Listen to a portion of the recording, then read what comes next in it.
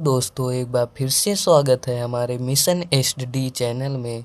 तो दोस्तों आज का हमारा न्यू टॉपिक है हिंदी काव्य से सूर्यदास जी का जीवन परिचय, जो कि यूपी बोर्ड एग्ज़ाम 2023 क्लास 10 और 12 वालों के लिए बहुत ही महत्वपूर्ण है। और क्लास 10, 11, 12 में छमाही पेपर और तिमाही पेपर में भी यह जीवन परिचय ज़रूर से ज़रूर आता है। तो दोस्तों आज का हमारा न्यू टॉपिक है और इसे हम देखते हैं अपने वीडियो के माध्यम से। तो हमारे वीडियो में बने रहिए, हम चलते हैं अपने जीवन परिचय की तरफ। तो पहला हेडिंग है जीवन परिचय। तो इसमें हम देख लेते हैं क्या है। सूरदास जी का जीवन परिचय है, तो देखते हैं क्या है। भक्त कवि सूरदास जी का जन्म। किसका जन्म? भक्त कवि सूरदास जी का जन्म सन 1478 ईस्वी में। कब? 1478 ईस्वी में रूनकता नामक ग्राम में हुआ था। भक्त कवि सूरदास जी का जन्म सन 1478 ईस्वी में रूनकता नामक ग्राम में हुआ था। आगे क्या है? इनके पिता का नाम रामदास शाश्वत था। क्या था? रामदास शाश्वत। इनके पिता का नाम रामदास शाश्वत था। और आगे कुछ विद्वान सूरदास जी को जन्मांध तो कुछ इन्हें बाद में अंधा मानते हैं। कुछ विद्वान इन्हें यह मानते हैं कि जब ये पैदा हुए थे उसी के साथ ये अंधे थे, और कुछ विद्वान इन्हें मानते हैं कि मतलब कुछ समय बाद ये अंधे हुए। तो यहाँ पर लिखा है कुछ विद्वान सूरदास जी को जन्मांध तो कुछ इन्हें बाद में अंधा मानते हैं। आगे देखते हैं क्या है। किंतु सूरदास जी ने भगवान कृष्ण की बाल मनोवृत्तियों एवं मानव स्वभाव का जैसा सूक्ष्म व सुंदर वर्णन किया है, वैसा कोई जन्मांध व्यक्ति नहीं कर सकता है। ठीक, व्यक्ति नहीं कर सकता है। इनके गुरु, आगे है इनके गुरु का नाम वल्लभाचार्य था। क्या था? इनके गुरु का नाम वल्लभाचार्य था। आगे सूरदास उनके शिष्य बने। क्या बने? शिष्य। उनके शिष्य बने सूरदास, उनके शिष्य बने। और उन्हीं के साथ और क्या है? और उन्हीं के साथ मथुरा के गऊ घाट पर श्रीनाथ जी के श्रीनाथ जी के मंदिर में रहने लगे। कहाँ रहने लगे? श्रीनाथ जी के मंदिर में रहने लगे। पहले ये विनय के पद गाते थे। क्या गाते थे? पहले ये विनय के पद गाते थे। किंतु आचार्य मतलब इनके गुरु का नाम वल्लभाचार्य। किंतु वल्लभाचार्य के संपर्क में क्या हुआ? संपर्क में आने पर कृष्ण लीला का गान करने लगे। क्या करने लगे? कृष्ण लीला का ज्ञान करने लगे। और वहीं पर कृष्ण भक्ति का गायन करते हुए सन 1583 ईस्वी में। कब?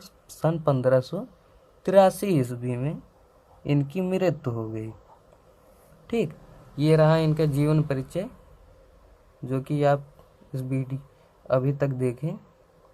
और जिनको स्क्रीनशॉट लेना हो तो वो ले लें। हम बढ़ते हैं उसके आगे साहित्यिक परिचय पर।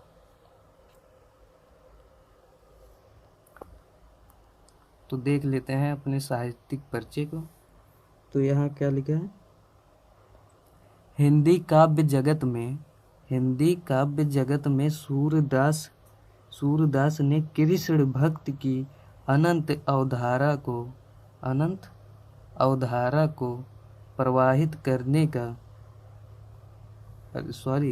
हिंदी काव्य जगत में सूरदास जी ने कृष्ण भक्ति की अनंत अवधारा को प्रवाहित करने का कार्य किया है, या फिर करने वाले कवि हैं, प्रवाहित करने वाले कवि हैं। ठीक, इनकी काव्य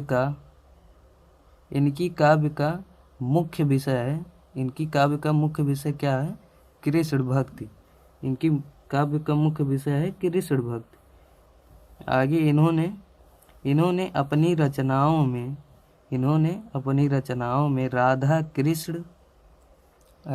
कृष्ण की लीलाओं का विविध रूपों में चित्रण किया है। क्या किया है? चित्रण किया है। आगे इनका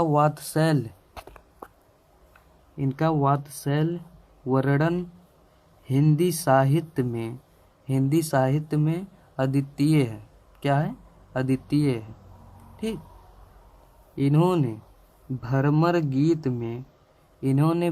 गीत में गोपियों एवं ऊधों के संवाद के क्या हुआ? इन्होंने भ्रमर गीत में गोपियों एवं ऊधों के संवाद में, ठीक, किसके संवाद में? गोपियों एवं ऊधों के संवाद में। फिर इधर आ गया है, ऊधों के संवाद के माध्यम से, किसके माध्यम से? ऊधों के संवाद के माध्यम से विरह ज्ञान, क्या हुआ? विरह ज्ञान एवं भक्ति का जो अद्भुत विरह ज्ञान और भक्ति का जो अद्भुत भाव उत्पन्न किया है, वो अपने में अनोखा है। इन्होंने भ्रमर गीत में गोपियों एवं ऊधों के संवाद के माध्यम से विरह ज्ञान एवं भक्ति का जो अद्भुत भाव उत्पन्न किया है, वो अपने में क्या है? अनोखा है। वह अपने में अनोखा है। ठीक, वह अपने में अनोखा है। और आगे देखते हैं, इनकी भक्ति भावना सखा भाव, क्या है? इनकी भक्ति भावना सखा भाव की है। किसकी है? सखा भाव की है। आगे, जिसमें मानव हृदय के कोमल भावनाओं का चित्रण किया है। जिसमें इन्होंने मानव हृदय के कोमल भावनाओं का चित्रण किया है। ठीक है, चित्रण किया है। तो ये समझ में आ गया होगा आपको साहित्यिक परिचय। तो हम बढ़ते हैं अपने रचना के लिए। तो रचना देख लेते हैं। रचना है काशी नागरी प्रचारिणी। क्या है? काशी नागरी प्रचारिणी सभा की खोज। किसकी खोज? सभा की खोज तथा पुस्तकालय में सुरक्षित नामावली के आधार पर, क्या हुआ? काशी नागरी प्रचारिणी सभा की खोज तथा पुस्तकालय में सुरक्षित नामावली के आधार पर इनके ग्रंथों की संख्या 3 बताई गई है। किसके आधार पर 3 बताई गई है? काशी नागरी प्रचारिणी सभा की खोज तथा पुस्तकालय में सुरक्षित नामावली के आधार पर इनके ग्रंथों की संख्या 3 बताई गई है। वो कौन कौन सी ग्रंथ हैं?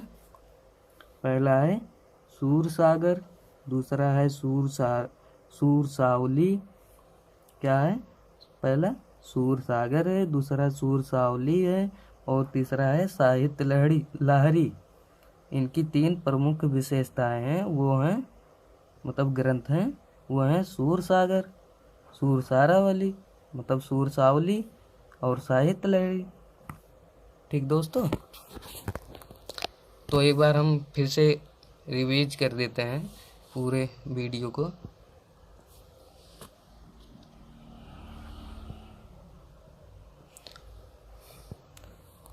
तो दोस्तों, मैं आशा कर रहा हूँ कि आप लोगों को ठीक से समझ में आया है।